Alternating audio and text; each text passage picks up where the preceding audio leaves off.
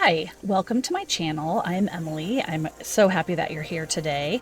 We are going to be drawing kind of like a house front or like a little cottage front, if you will. Super simple, super loose. It's one of my favorite things to do, and I actually haven't done that in a video yet. So I'm going to show you right now some reference pictures that I got. One thing to remember about reference pictures is that you always want to give credit to the artist, the photographer, maybe say where you found the photo. So I will have all of that information kind of in the description box.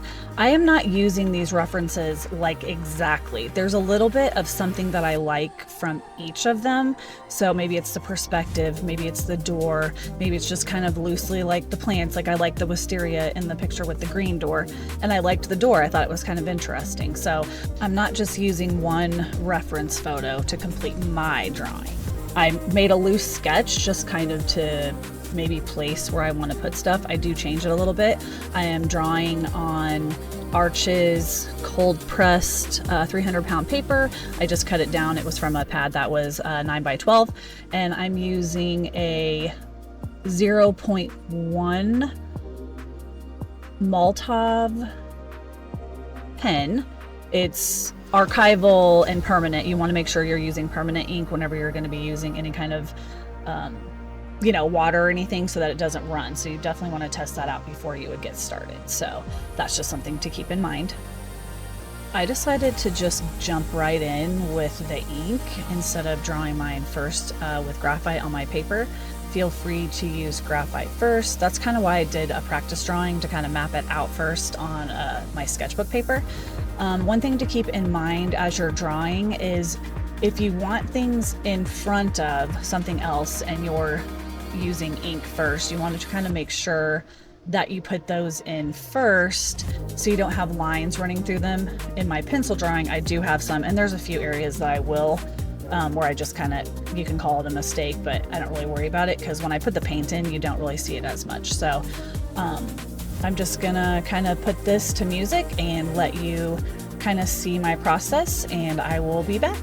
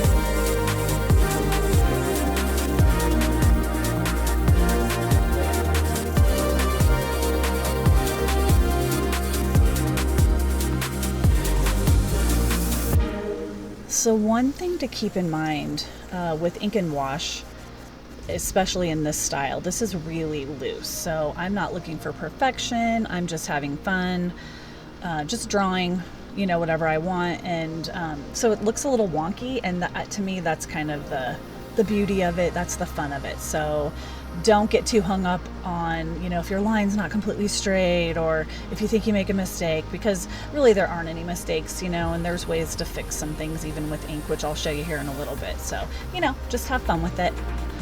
For the plants, I really just doodled. I didn't necessarily have like a plan for the plants. I wasn't really looking at a reference. I've drawn plants before, so I was just kind of going off of memory, but I wasn't necessarily trying to make them look like anything specific, except for whenever I start drawing in the top, I was kind of trying to do the wisteria, like one of the reference pictures that I did. But even with those, they're super loose and not exactly like the reference. So you can have a plan or you can just kind of wing it.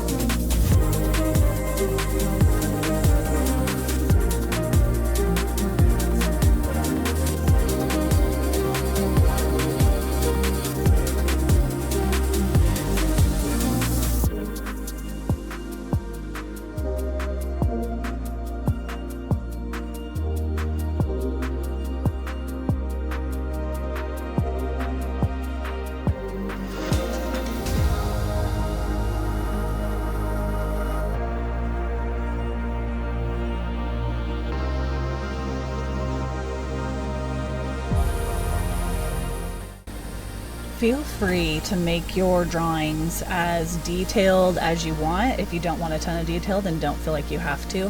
Sometimes I have more and sometimes I have less. It just kind of depends on the mood that I'm in. This one I put a little bit more detail than I can sometimes, but I really like how it ended up turning out. Right now I'm adding some PH Martin's bleed proof white over the doorknob that I drew because I did not like it at all. It's not going to be perfect with the coverage whenever I put the paint over it, but I like what I do in the end better. Here I used a stencil to kind of map out what I wanted for like a stained glass window, if you will. I'm a huge moon girl, so I just thought that would be kind of a fun addition, but I decided to draw it in pencil first just so I could kind of get the placement, and then I'll go over it with ink.